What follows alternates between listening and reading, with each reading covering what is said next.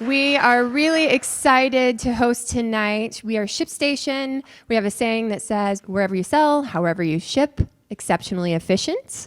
I think we have some of our customers in the room tonight, so super excited to see you all here as well.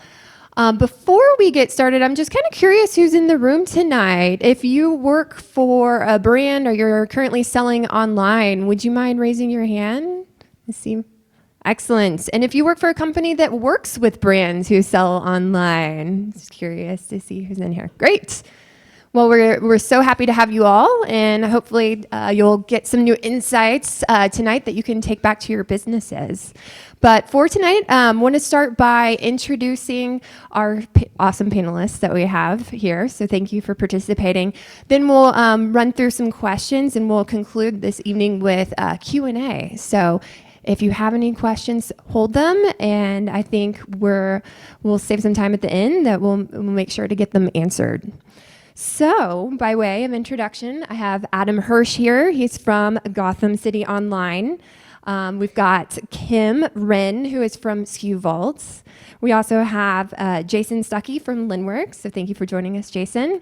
And then we have Riley Bangerter. Wait, let me... Yes, from Easy Pay Direct. So, of course, we'd love to get to know each of you, learn a little bit more about your experience in e-commerce. And then since our topic tonight is around, 2020 strategies, I'm just kind of curious about if you have, something on your bucket list for 2020 personally. So let's get started with you, Adam. All right. So Adam Hirsch, and my company is Gotham City Online.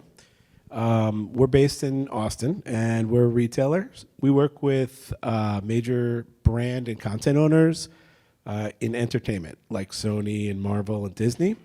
And we help manufacture and distribute product. So I've been doing this for about 20 years with different companies I've built into some of the largest in their categories. And we decided to move to Austin and start another company 4 years ago. So we're here, and it's growing. And on the bucket list, you said personally, but I think you mean personally business or... All right. Well, on the business, on my own business, on the bucket list is just to continue to grow at the pace we're growing. Does this work? Yay. Hi, I'm Kim Wren, and I work for SKU Vault. We are a cloud-based warehouse and inventory management system, and we try to help you keep your inventory straight so you know what you have, where you have it, and you can find it and ship the right product all the time, every time. I've personally been in e-commerce for a really, really, really long time. I almost came with eBay.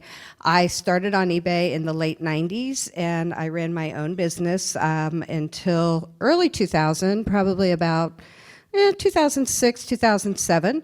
I then moved into a family business where I was operations manager, and I helped take them online up to about $5 million a year, which was kind of unheard of for that type of a business that we were in from about 2007 until 13 when I left and I came to SKU Vault. And I've been there ever since. I ran the client services department for the first 5 years I was there. And now I am the director of business development, and it's fun, and I get to travel around and I get to hear everybody's stories and talk to everybody. And so they're paying me to fly around the country and listen to people and talk. I mean, I'm like in heaven here. So my bucket list item, I have decided that I want to see all of the Caribbean islands. I want to go to as many as possible, and I want to do it via cruise ships. So we are cruising a lot now. We started a couple years ago going out and cruising with an e-commerce group, amazingly. I went on a cruise with a group of e-commerce people. We went on another one this year, or last year, and we have 2 planned this year and 2 planned for next year already, so yay.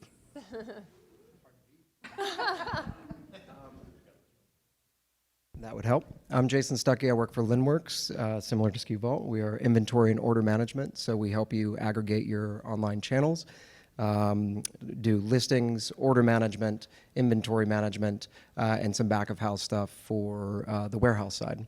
So let's see, my background, I've been in e-commerce over a decade. I was on the brand side, helping launch over 12 different brands with celebrities like Kate Hudson, Rihanna. We're a pioneering group of fashion as a service. So helped launch those, and now those companies do over $1 billion in sales annually. And got connected through some really random circumstances that I've explained to some of you, to Linworks, which is a UK-based company, but we opened an office here in Austin a little over a year ago. So on my bucket list, I'm a surfer. I do miss the ocean. I came from the West Coast. So this year I'd love to do a surf trip to Indonesia. Hey, my name is Riley Bangeter. I'm with Easy Pay Direct, and we are a merchant processor. So we help businesses get credit card processing accounts set up, specifically in the high-risk market. That's really where we specialize. So a lot of e-commerce business, any e-commerce business is considered high risk, so we help set those up. I've been in the financial industry for 20 years, which is really what the credit card processing industry is. And my bucket list item is to learn to play the piano this year. That's my goal. Very good. I think I have some aggressive travel planning that I need to do to play catch up. So we're all kind of coming off of the holidays and the holiday hangover. We saw e-commerce grew about 19% over this holiday season, while retail grew about 3%. Just curious, from your point of view, what were some kind of learnings from this past holiday season? Is there anything that surprised you coming out?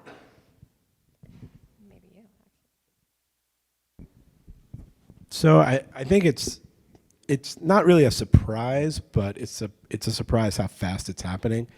But consumer expectations are just through the roof.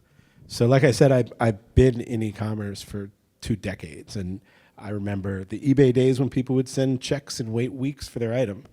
Well, now when Amazon's promising same day or next day delivery, and other retailers are matching that, just the customer expectations are so high. The performance has to be kept at that level that it's really been a challenge to stay on top of that. But those who don't are basically losing their way. You know, one of the things to put on top of that, so the businesses that don't stay up on those trends and the consumer expectations, it's so easy now for them to get chargebacks. So credit card companies, Visa, MasterCard, they care about the consumer. So anytime they, what they're really protecting is the consumer. So the consumer it's been made easy for them to initiate the chargeback process. And so the chargeback ratio is really what affects any business to be able to accept credit cards. And so by them making it easier to make chargebacks or to start that chargeback process rather than go through the return process, it really is a detrimental to your business and the ability to accept credit cards. Well, yeah, one of the things that we saw this year from a different perspective, looking at it from the back end, we saw a lot of change in the way that our customers, so that's our sellers. We saw a difference in the way that they were handling their warehouse. So when we started looking at our data, we realized that there's about a 12 to 14 day period in there with the Cyber 5 in there. It doesn't change. They're processing the same amount of orders every day through that. We were actually shocked to learn from looking at our data that the Monday, not Cyber Monday, but the Monday after that, almost equaled Cyber Monday and the Friday before in processing orders this year. That's never happened before. So that was a little surprising to us. Yeah, we saw a similar thing with sellers saying, well, we hit Cyber Monday and Black Friday, and then we just stayed at that level throughout the whole. Which is awesome. Yeah, one of the things that we saw that was really intriguing, and when I saw that number that a new record had been set, and it was by a large margin, I think what we were surprised at is over the years that we've been doing this season is usually really busy for us. Sellers are panicked and really struggling to make sure that they hit those targets and match those consumer expectations. And it was actually extraordinarily quiet on that front for us, which shows to us, our interpretation of that is there's maturity in the market. Sellers are becoming more sophisticated. They understand how to prepare themselves really well for this season. That's great. It's interesting because as we turn to 2020, there's all the lists that come out of, this is going to be the top trend for the year. I actually took some time and revisited what everybody said from 2019, and a few of the biggest predictions were that 2019 would be the year of virtual reality, chatbots, voice search, and a greater concern for the environment. So now that we can look back on the year, are there any trends that you think were overhyped? Any that we got right? What are your thoughts?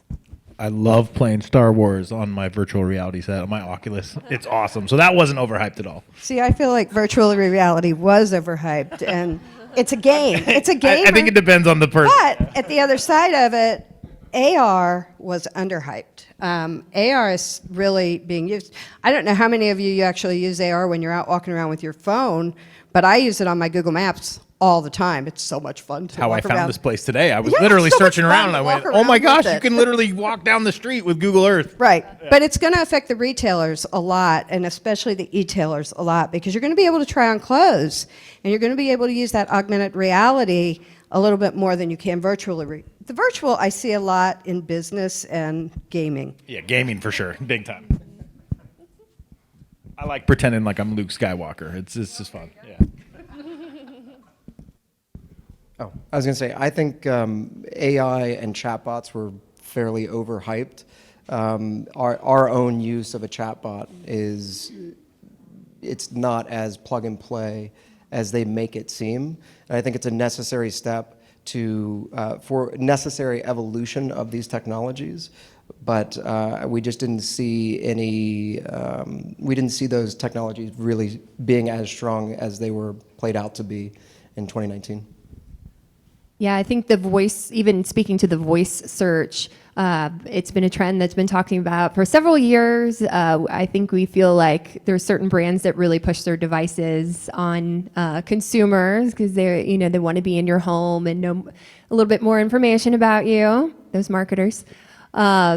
But yeah, as it coming to fruition is, are brands able to use voice search in a way that, they're able to do advertising and do it really effectively. Probably didn't hit its maturity yet, but they're laying the foundation for the future. So, according to Accenture, buy now, pay later solutions like Afterpay, if you guys are familiar with them, represent a $1.8 trillion opportunity in the United States. So, with more flexible payment options, companies are able to remove spending barriers that they previously couldn't.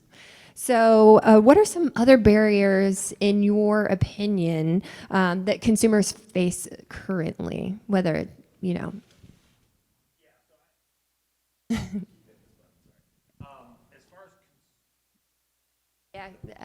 you may not need a mic.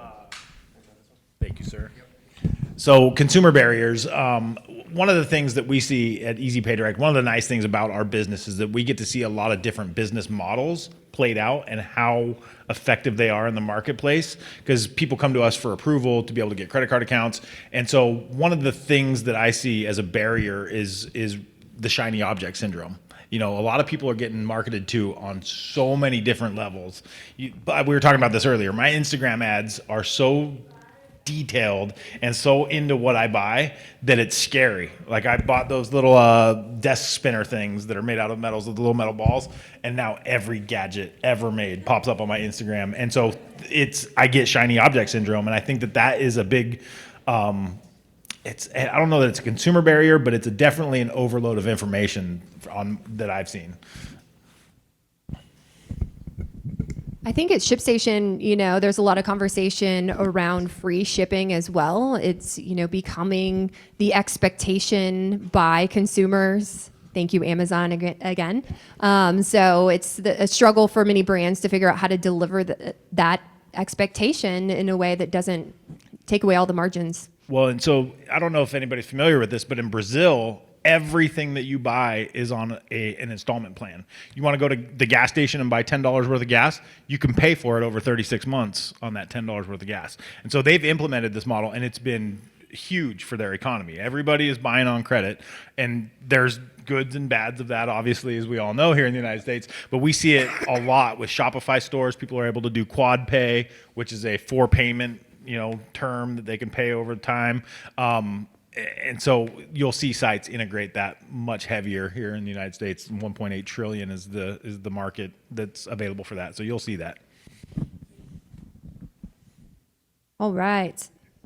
So in just chatting with a few people ahead of our talk here, there's a couple that are just starting and launching their brands online. So maybe they've been selling in single channel before, or maybe they've been brick and mortar and they're going online.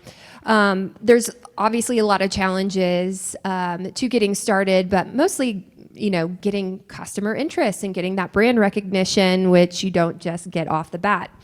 So curious to know, so what are new ways that you think brands can get started that really won't break the bank, but will get them that awareness and generate those first sales? Loss leader product launches is the biggest model that we see. So we see people come in and they'll do that cheap little gadget that I was just talking about. They'll do it for $9.99. It's an easy price point for people to be able to afford, and they'll do that as a big product launch, advertise it on Facebook, Instagram, push that out to 5 billion people or whatever, whoever's on the internet, and launch that product, and that allows them to build their list out there. And so it's a cheap, easy way to be able to do that.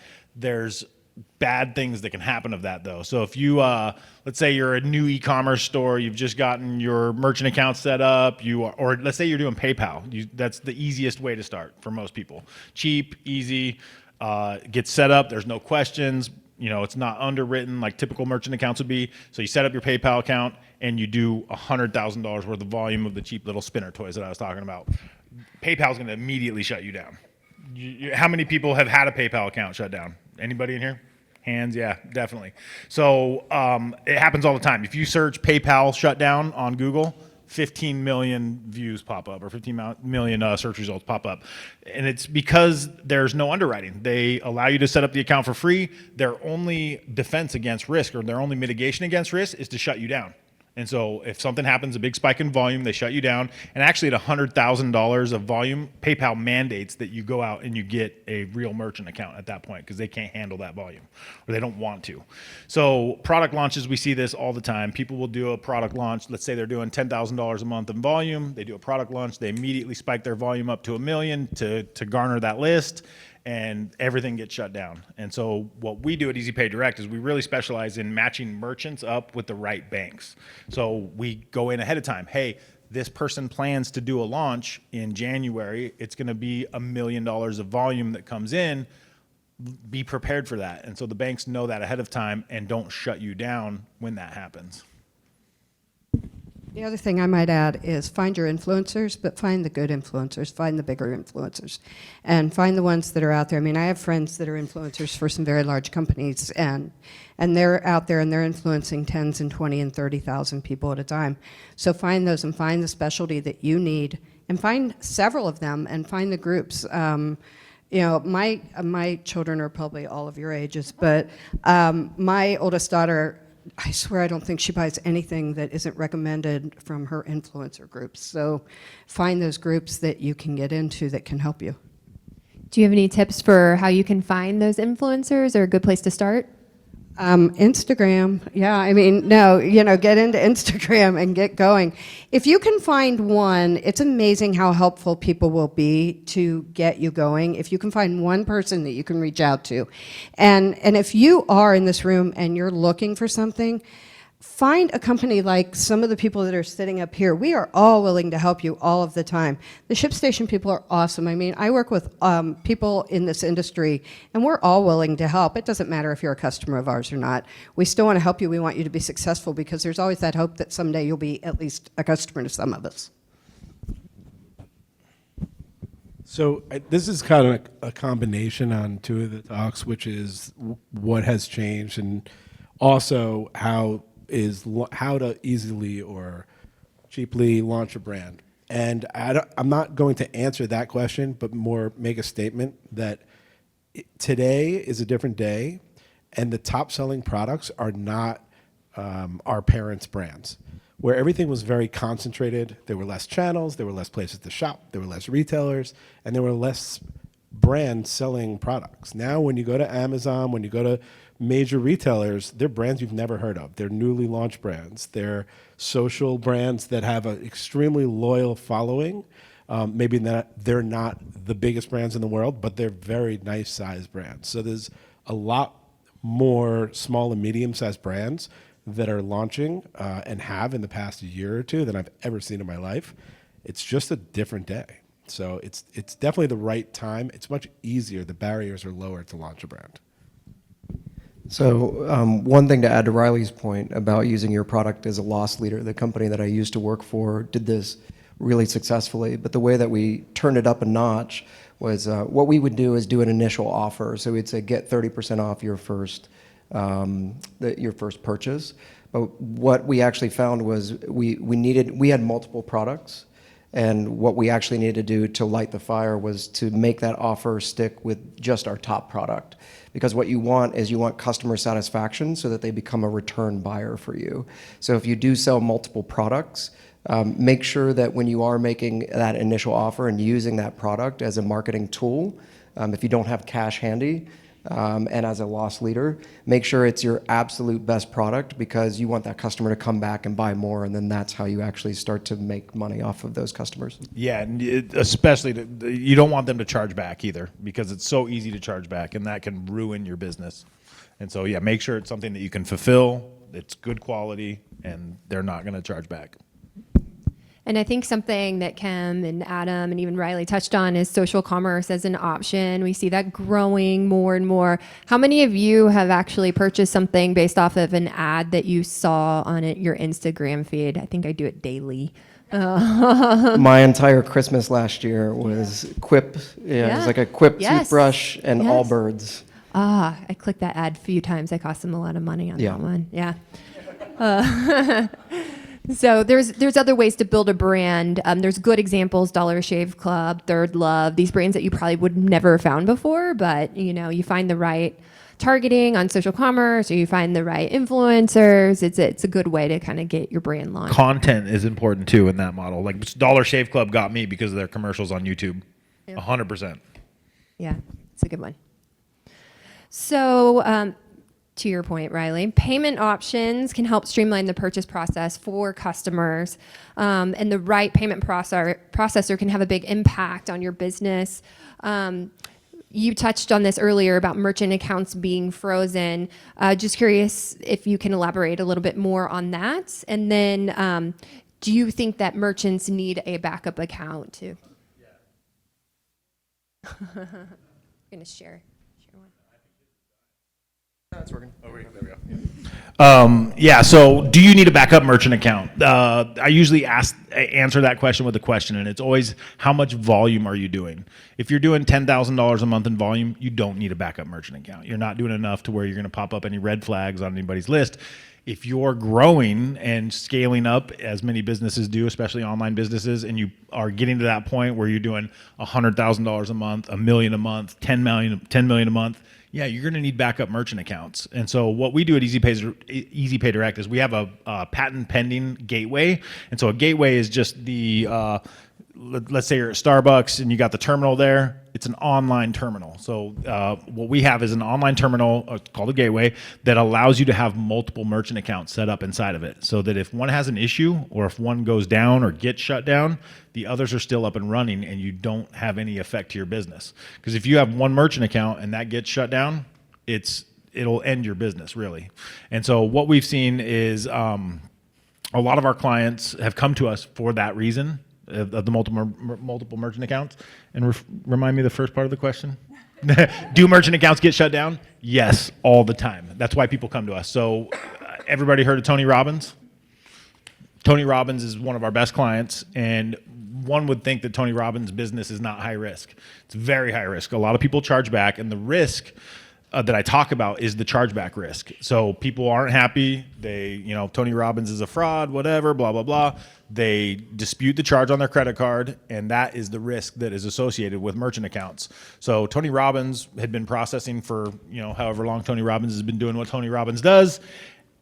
immediately his account gets shut down one day. He comes to us and goes, why was my account shut down? Well, it's because he hit the Visa MasterCard limits as far as what chargeback ratios are allowed. It's a 1% chargeback ratio.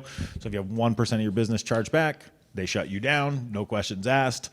People would think that Tony Robbins has, a lot of money, that he can mitigate that risk. He's not. He's not able to scoop by this and get around the chargeback percentages. So when he got to the 1%, he came to us, and basically what had happened is his merchant account, the person that was handling that, had fallen asleep at the wheel. And so we brought him on, and we allowed him to have multiple merchant accounts, so that if that happens again with one account, it rolls automatically to the other 2 accounts that he has, and allows him to keep processing credit cards, and his business is not shut down while the other one has an issue. Okay. I saw a recent stat from eMarketer that said Amazon would be 38% of e-commerce by the end of 2019. We have passed 2019. There are a lot of options with marketplaces today. Just curious to get your feedback. Are there any other marketplaces that are really winning and that have a lot of great opportunity, or doing something that's really unique that brands should be paying attention to? We see a lot of continued fragmentation off of the back of what Amazon doesn't do well, with serious players really joining into this space. So our view on it is that you'll see a lot of movement in 2020 in 3 specific areas. 1 is brands, 2 is specialty marketplaces, and 3 is top of funnel coming down. So to start with brands, building a brand inside Amazon or any mass marketplace is a very challenging thing to do for sellers. It's not really a great customer experience, and customers really want to shop brands. So the point earlier about Instagram and Facebook, this is something that they do really, really well. And if you have a brand, odds are, if you do have a brand, how many of you are on Instagram? Pretty much all of you, right? So if you have a brand, that's a great way for consumers to not only consume your products, but also to find new brands, make those recommendations, things like that. So we see Facebook really spending a lot of time and effort strengthening their product offering. So that's 1. Number 2 is specialty marketplaces. So we're hearing chatter from marketplaces that have been around the block for a while that trying to beat Amazon at its own game is a losing battle. So the way that what you'll see in 2020 is these marketplaces start to differentiate themselves. One of the best ways to do this is to focus on a vertical. So a good example of this is Houzz, because consumers really, there's thousands or millions of products across the internet, and consumers really want an experience that helps them curate and make the right choice for them. That's why personalization is such a big deal. So when it comes to specialty marketplaces, one of the best examples of it is Houzz. So they focused on the home and garden vertical, and they've been an innovator in the space in terms of one of the first marketplaces to use AR. They have shoppable imagery and taggable imagery. And one of the coolest things that they do is they actually curate other services. So if I'm buying a piece of furniture, odds are I may have just bought a home, or I may be looking for other services like a general contractor or landscaping, and they curate those services and provide an elevated experience for that category. The third one, which is probably the most interesting piece, is what Google's doing. So Amazon's beat off a lot of competitors, but they haven't quite faced someone like Google. And Google's been trying this for a while, but we're seeing a lot of movement on their side with Google Shopping Actions. And what makes that really unique is that they have deep market penetration already with sellers. So if you have a website, odds are you are already using Google's tools. And consumers oftentimes start their product searches on Google and use multiple Google. I mean, how many of you use Google services? Yes. So it's pretty much everybody in the room. So they have that penetration with consumers, and they have more platforms and more properties to sell on. So with Google Shopping Actions, they're able to take the top of funnel, which they already own, and then add additional, act as a marketplace and make the checkout really seamless. And then they're able to do this on multiple fronts with image search, so shoppable imagery. They're also now doing it with YouTube. So we see Google taking this much more seriously and being a real player in 2020. Yeah, one of the things that, like I mentioned earlier, that is really fun about what I do is I get to see all these really cool ideas and how they're implemented and how profitable they are. ClickFunnels is a great tool to use, and Shopify are those are the two biggest ones that we see on our end. And one of the important things, how many people run an Amazon shop here? Protecting yourself from Amazon is probably one of the biggest things that we see on our end. Is, we see a lot of people that start with an Amazon shop, and then Amazon comes in and cuts out their own resellers by lowering the product price, so, marketing the same product that you're marketing to the people that you're marketing it to. They're very they feed on their own, really. They really take advantage of some of the resellers, and so building your brand outside of Amazon is very important while you're running an Amazon store. Well, they say in this space, they're not your customers; they're Amazon's customers. So, yeah. And I'd say, the other things that you need to watch out for are these little, the little shops that are getting all our money, like, going through the ads on the Instagrams, the Pinterest, Wish, things like that. I mean, Cheap China crap is what I call it. It is, and you know what? I bet I personally spent like $200. I buy it. A lot of our merchants sell it, and so we always have a catch-22. It's what I call it in my house because I don't want my daughter to be buying that stuff or playing with that stuff. But we make a ton of money off of it, so I don't want to say it's a bad thing. But I do agree that the small specialties, we're seeing so many more of them. We're seeing a lot of them come to us, and because they're building into us back end, and it's amazing to see the customers that they're coming in. And a lot of them are coming from Europe. We're seeing a lot of companies that are smaller marketplaces coming in from Europe, and they're coming into the US, and they're bringing customers with them, and they're coming in with just a few hundred, and they're building into the apps that we already have here in the US, and then they're gaining market that way. Yeah, I was reading an article about Wish the other day, and it was talking about how it's the billion-dollar company that nobody's talking about, and the number of sellers that they have on that relative to Amazon was really interesting. Because when you buy the stuff, and then by the time you actually get it, you've forgotten that you bought it on Wish. Took me 4 months to get some paintbrushes. That was a general sentiment around here for anybody who's purchased on Wish as well. Speaking of shipping, January is the month of returns. We see it in our customer data. Last week was National Returns Day. We did a study at ShipStation and found that 76% of consumers look at the returns policy of a merchant before they decide to purchase. So obviously, more and more aspects of the e-commerce process, shipping is becoming not only a back end piece, but it's also becoming a piece of the customer acquisition. So helping people decide who they want to buy with. How do brands kind of deliver a really great returns process while preserving margins? It's a very kind of difficult balancing act to play, but as we talked about earlier, the consumer behavior is changing, the demands are higher. So how do they satisfy this piece of the business? From our end, to make the return process as easy as possible is really in your best interest. Returning a $49 shirt or something is much better than having hundreds of thousands of dollars held in your bank account because your bank is worried about your chargeback percentages. So I was on the phone the other day with a guy that had $690,000 on hold. A bank was holding $690,000 of his dollars, and he was freaking out, obviously, because that's almost $1 million of his money that he was needed to pay employee salaries, just being able to run his business. And he was catching an attitude with the bank because he's this big guy, he's the big processor, he's got millions of dollars and all this stuff, and his ego was getting in the way. And the bank holds all the power. They can hold your money without questions asked. You don't like what's happening?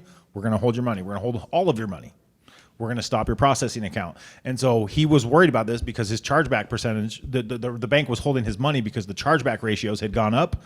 And so if he would have just made the return process easy for his customers, none of this would have ever happened. And so really some ways to cut down on chargebacks and help the return process is, one, updating your descriptor info. When people get their credit card statements, if they see XYZ China company and they don't remember what that $10 charge was, they're going to charge it back. There's a button right there on the online platform to start the chargeback process. So make your descriptor say what you do. This is, Joe's flower shop online. Oh yeah, I remember buying those flowers for my wife. I'm not going to charge back that.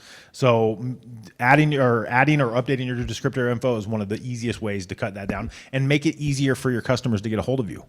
Put your phone number on everything.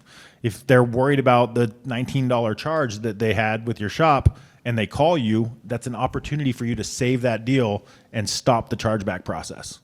Chargebacks are the worst thing for merchant accounts. Having your bank shut down, having your account held, having your funds frozen is the worst thing for most businesses. And I think you would all agree. If you had $690,000 held up by your bank, would that hurt your business? More than likely. The other thing I want to add is stop shipping wrong products to the people and you won't have the returns to start with. Have some good processes in place. Make sure that you're picking and packing the right items to the right people, that you're putting the right labels on the right boxes, and make sure that you have good communication, because it is proven that if your customers can reach you and can speak to somebody, it is far less likely that you will get that charge back and that they'll do anything other than just send you your product back and wait for your return. But they want that communication. But yeah, get some good processes and learn how to run your warehouse properly so that you're shipping the right products. And so to turn this into a positive, January is also one of our strongest months because people get gift cards, people get holiday bonuses, they have money to spend. So companies are out there spending billions of dollars to try to talk to consumers, and in January, consumers reach out more than ever. So we use it as an opportunity. Everyone's going to get returns. We have apparel and things fit wrong. We described it correctly, but they just don't fit right. Well, we try to find out what else they might like. So we actually use that touch point as an opportunity to sell more. Yeah, on the listing side, we always tell sellers don't undervalue the descriptions that you make for your products. There is like a famous example of a chair. You can see the image of this chair, but they forgot to mention that the chair is actually just this little small thing. So people thought that they were buying a chair. They're actually getting like a little scale model. Yeah, a little figurine chair. And so what we tell sellers is make sure that the information that you're providing to your consumers is accurate, and think like a consumer. You're the one that has the product. You're the one looking at the product. You have to remove yourself from that and pretend that you're one of your own consumers and ask yourself those really important questions of what would my consumers want to know about this product to ensure that when it shows up at their door, it's exactly what they thought they were buying. And I still sell a little, but when I did do listings, my mantra to my listers was, write your titles and your descriptions like you have no pictures. Take your pictures and put them out like you have no description. Because if you do that, you'll win. Has everybody heard that Nordstrom story about the lady returning tires to Nordstrom? No? It's the greatest story. So Nordstrom, I only shop at Nordstrom now because of this story that I heard. So this lady, this is when Nordstrom had started. She goes into Nordstrom's. She had bought tires for her car. They were the wrong tires. She returns them to Nordstrom's. Nordstrom's doesn't sell tires. And the owner of Nordstrom's, the founder of Nordstrom's, was in there at the time, and he accepted the return. And this has made Nordstrom huge. I'm surprised some of you haven't heard of it. So basically, him accepting this return of tires that he didn't sell has stuck with the brand for 40 years. Yeah. So make it easy. Work with your customers. Typically, it's something that's a miscommunication, wrong item description, something like that. And I like the positive spin you added there, Adam. That was good. So we are almost at time because we'll have to move to Q&A shortly, but just curious to get your feedback on what you think is going to be big this year for brands through the end of 2020. Information sales, coaching, stuff like that. It's huge right now. More of our processing volume is done off coaching and information sales. It's somewhat self-serving because this is what we do. So sorry, but we see omni-channel as being a much bigger deal in 2020. We see the same thing. We see a lot of omni-channel. But we do see a lot more people coming to us wanting more information because the market has matured. People are actually willing to admit that they don't know everything, and they would like to have somebody help them, which is great. And we're seeing a lot of growth in personalization, customization.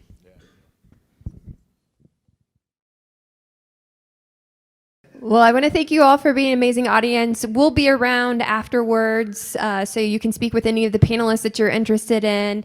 Again, thank you all, Gotham City, Linworks, SKU Vault, and EasyPay Direct. We really appreciate you being here and sharing your expertise.